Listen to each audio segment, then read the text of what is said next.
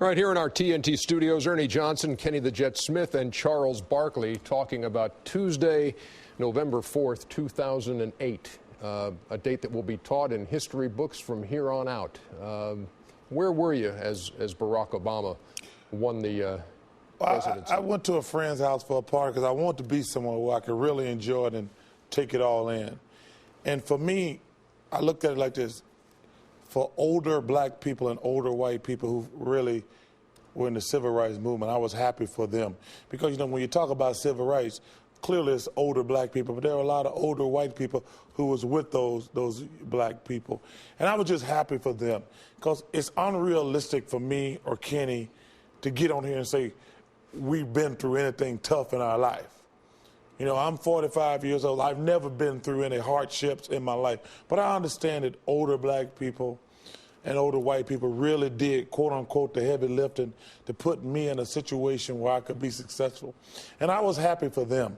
I was so proud. You know, my daughter called me. She had voted. And she sent me a text, Dad, I just voted and go Obama.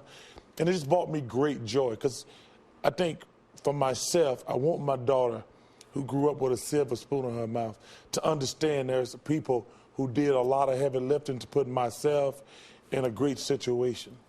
Kenny, where were you? I was at home and, you know, had friends and family and relatives and everybody else over. I think the one thing that you do remember, and I will touch on what Charles says about the older you are, I think the more you cried. And I think because it felt like a weight had been lifted off and it was truly leveling playing field that was set.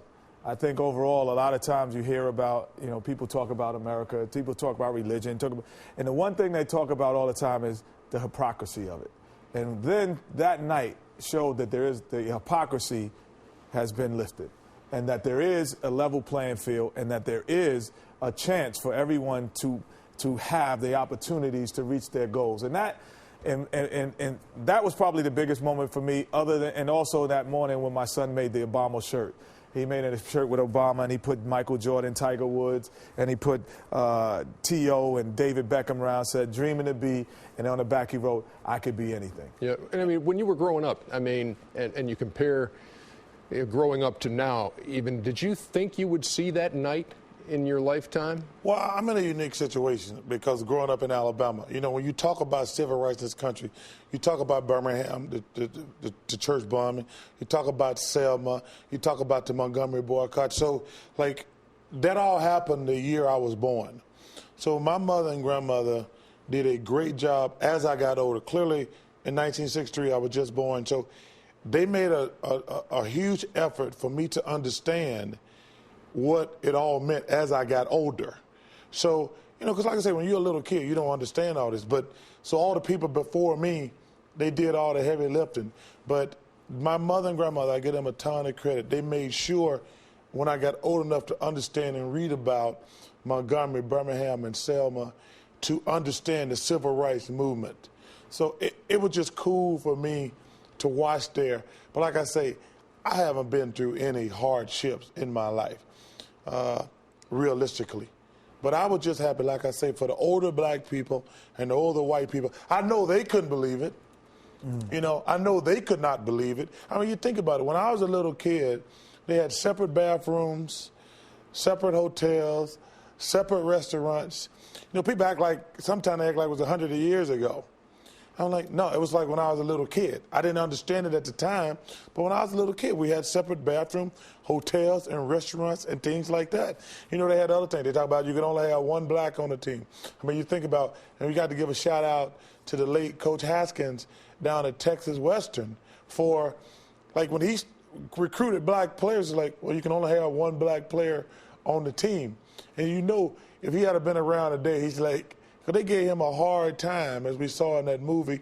It probably was a lot worse in real life. Can you imagine that? They giving him a hard time about putting black players on the court. So it was just, I just thank God that I was alive. And that night to me, it was just incredible. You know, and you know, I have, you know, this summer I went to France, I went to England, and you see Obama stickers, T-shirts. I have a friend that went to Cameroon, feed the children. He saw Obama T-shirts. So it also changes the scape on the world, on how they view Americans, how they view blacks, how they view African Americans, how they view everyone in our society now. And I think that's big.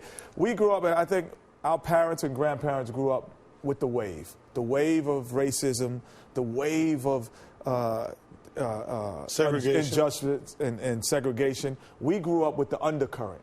It wasn't there, but we felt it. That night, the undercurrent is starting to release. And so now there's no more wave. The undercurrent is releasing, and then all of a sudden you have calm waters. So looking forward from this point on, what do you see? Well, one cool thing about that night, I've always said this, man, racism is the greatest disease, cancer of my lifetime. It's wrong. And there are just as many black racists as there are white racists. And the one thing that I know Barack is going to, Mr. President-elect is going to do, man, hey, we're all in this thing together. You know, white people, black people, Hispanics, Asian, everybody, we just want to make America the best place in the world. And we got to work together. We got so many groups that try to keep us divided, but we got to do this thing together. And, you know, the one thing I've always, you know, growing up in this in my era is sports and entertainment is probably the only places where you felt colorless. Like you walk on that basketball court, you know, you have, no matter what nationality you are, guys will hug you, they'll cry with you, they'll laugh with you, entertainment in the same way. Well, now, I think with Barack Obama being the president, it takes that out of those two realms and out of that special world, and it start putting it in other parts of society where you start to feel colorless. And that's why I want to make this point. We as black people got to do better, Ernie. We've done a disservice to Dr. King, Malcolm X, Medgar Evers, Muhammad Ali. We got more black men in prison than college. Black-on-black crime is an epidemic in this country. 1 out of 3 blacks can't read above a certain level. We have to do better. Just because we got a black president, that's not going to solve all our ills. We as black people, and I always say we've got to do better. Well, you're dreaming to be something different now, and you can be anything else now. Lastly, what was it like for you, Charles, knowing John McCain as you do, and your Arizona ties there, and I know you've known him, and you've interviewed, obviously, Barack for your book.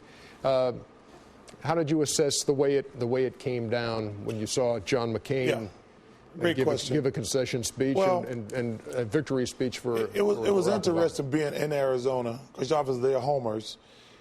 The reason I voted for John Kerry, is America is divided by economics. It's really rich people against poor people. Obviously, Barack is my friend, and I was going to vote for him. But the reason I'm voting Democratic, Ernie, the gap between rich and poor in this country's gotten wider. You know, we're losing jobs at an unbelievable rate. They're shipping all our jobs overseas, which is another disgrace. And I think Senator McCain was just in the wrong place at the wrong time. And like I say, I think Barack is going to be a fantastic president. I really believe that. But I was going to vote Democratic like I did last time. And it had nothing to do with race when I voted for John Kerry. I just think America is the greatest place in the world. But to what's happening here now, between the gap between the rich and the poor getting wider, we got a war where we're spending $10 billion a month. Our education system is in the toilet. We got all these slugs running these major financial companies who are ripped off the American people.